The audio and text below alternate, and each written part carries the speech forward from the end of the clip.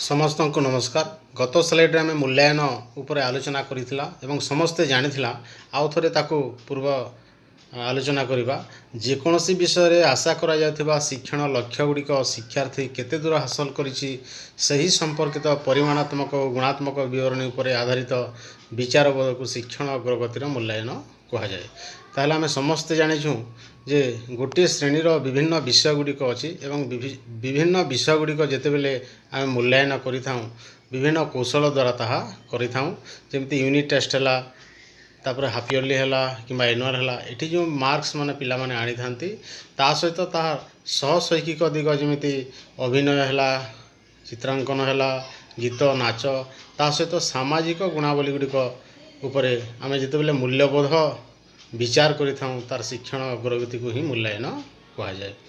तार ये स्पष्ट हिसाब से लिखा अच्छी पठित विषय वस्तुर सामग्रिक उपलब्धि कलना करी तार मूल्यबोध निर्णय करने को मूल्यांकन कहा जाए। ताहले केवल मार्का को देखिले हेबो नाही ता सहित किए भल करछि किए खराब करछि ताकू कोन परिवर्तन करा जिवो तार सामग्रिक उपलब्धि पर जेतेबेले आमे मूल्यबोध निर्णय करिथाऊं ताकू मूल्यांकन करिथाऊं। ताहले आमे मूल्यांकन जानिला मूल्यांकन पर आमे देखिबा मूल्यांकन को केते प्रकार विभक्त कराइछि एवं से गुड़िक कौन कौन अटे। एबे देखिबा मूल्यांकन प्रकार। साधारणतः मूल्यांकन को चारि भाग रे विभक्त कराइछि। प्रथम है गठनमूलक मूल्यांकन जहाँ फॉर्मेटिव इवाल्यूएशन कहूँ। द्वितीय है निदानात्मक मूल्यांकन जहाँ डायग्नोस्टिक इवाल्यूएशन बोली कहूँ एवं तृतीय है समाप्ति सूचक मूल्यांकन जहाँ समेटिव इवाल्यूएशन बोली कहूँ एवं चतुर्थ है व्यवस्थान मूल्यांकन जहाँ आम प्लेसमेंट इवाल्यूएशन कहूँ। ताहले मूल्यांकन को साधारणतः चारिटा भाग विभक्त कराई।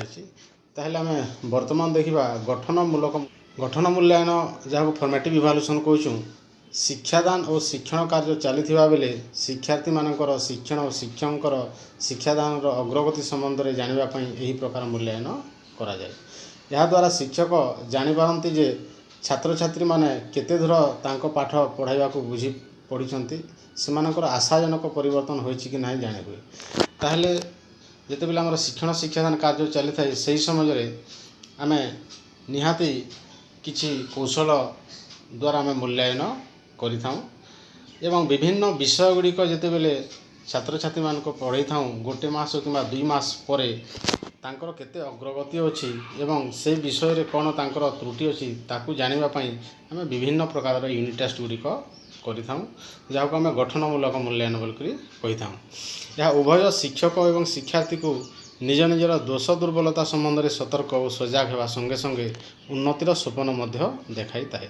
ताहले जो गठनमूलक मूल्यांकन यहीटा शिक्षक एवं शिक्षार्थी मानक ही बहुत किसी सहयोग दे थाए जहाँद्वारा कि शिक्षक यदि किसी दुर्बलता कि त्रुटि देखला शिक्षार्थी मानकर हयतो ता निजर पद्धति किंबा शिक्षण कार्य को परिवर्तन करि परिबो जहाँद्वारा कि शिक्षार्थी मानकर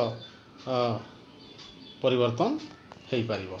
व्यवस्थान मूल्यांकन जहाँ को प्लेसमेंट इवाल्यूएशन बोल आम कहूँ। साधारणतः कौन सी पाठ्यक्रम आरंभ करने ठीक पूर्वर बा गोटे श्रेणी में प्रवेश करने बेले यही प्रकार मूल्यांकन करा जाए। जितेबले छात्र छात्री माने सेमाने गोटे श्रेणी उत्तीर्ण हो आ गोटे श्रेणी को जितेबले जाइथांती सही समय यही मूल्यांकन साधारणतः करा जाय थाए।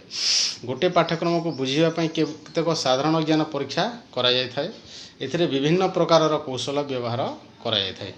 ताहले व्यवस्थान मूल्यांकन है जे जड़े शिक्षार्थी जितेबले अन्य श्रेणी को उत्तीर्ण होकर जाऊँगी गला पूर्वर ताकू आम किसी मूल्यांकन करिथाऊं। जेमती एथिपाई प्रस्तुति परीक्षण प्रवेश परीक्षण प्रवृत्ति परीक्षण आत्मविवरणी एवं पर्यवेक्षण आदि कौशल प्रयोग करा जाय थाए। ताहले ए गुड़िक है विभिन्न प्रकार कौशल जहाँद्वारा कि आम व्यवस्थान मूल्यांकन ठीक निदानात्मक मूल्यांकन जहाँ को डायग्नोस्टिक इवाल्यूएशन बोल आम कहूँ। डायग्नोस्टिक इवाल्यूएशन है शिक्षार्थी कौन निर्दिष्ट त्रुटि बारंबार प्रदर्शन करुले तार निराकरण पर प्रतिकारमूलक पदक्षेप को निदानात्मक मूल्यांकन कहा जाए। जे शिक्षक जितेबले विभिन्न पद्धति एवं शिक्षण कार्य द्वारा पिला मानक पढ़ेला सप्ते यदि पिला माने बुझी पारु नाहंती कि जानी पारु नाहंती कि किसी दोष दुर्बल अच्छी ताहले स्पेशली से शिक्षार्थी मानक शिक्षक निजे स्पेशल टाइम देकी शिक्षण कार्य द्वारा करि थांती। उक्त परीक्षण शिक्षार्थी बारंबार करुवा त्रुटिर कारण जानापी प्रस्तुत कराइए। ताले एठी शिक्षार्थी मानकर कौन त्रुटि अच्छी कि कौन असुविधा अच्छी बुझीबारे सेटा जितेबाला डायग्नोस्टिक्स करा जाए शिक्षक ताकू जानीपारती खोजी बाहर करिपारती। यह व्यतीत संपृक्त शिक्षार्थीर पितामाता परिवार सदस्य सांगसाथी सह आलोचना कर सेमानकर त्रुटि गुड़िकर कारण गुड़िक निर्धारण करा जाय परिबो। ताले एबे देखिबा समाप्ति सूचक मूल्यांकन जहाँ समेटिव इवाल्युएसन बोली आमे कहूँ। पाठ्यक्रम मध्य भाग और शेष भाग में यही मूल्यांकन करा जाय थाए। शिक्षार्थी माने शिक्षण उद्देश्य को केते दूर हासिल करिसंती जहाँ जानिबा हेउची एही मूल्यांकनर उद्देश्य। साधारणतः वार्षिक परीक्षा हो किंबा हाफ इयरली हो जहाँ आमे विभिन्न विषय रे तांकर उपलब्धि स्तर केते अछि जानिबा पई सेमानंकु समेटिव 1 एवं समेटिव 2 परीक्षण करिथाऊ। शिक्षार्थी मूल्यांकन फलाफल को आधारित कर सेमानंकु मार्क्स ग्रेड बा डिवीजन दिया थाए। साधारणतः यही समेटिव 1 एवं समेटिव 2 रे आमे मार्का किंबा ग्रेड किंबा डिवीजन दे सेमानंकु आमे मूल्यांकन करिथाऊ जहाँद्वारा कि सेमाने विभिन्न विषय रे केते तांकर उपलब्धि स्तर अच्छे आमे ठीक हिसाब रे जानि पारो। एही मूल्यांकन केवल गोटे श्रेणी रु अन्य श्रेणी को उत्तीर्ण हेबा पई होई थाए जहाँ कि आमे मूल्यांकन द्वारा ठीक हिसाब रे बुझी पारिथाऊ।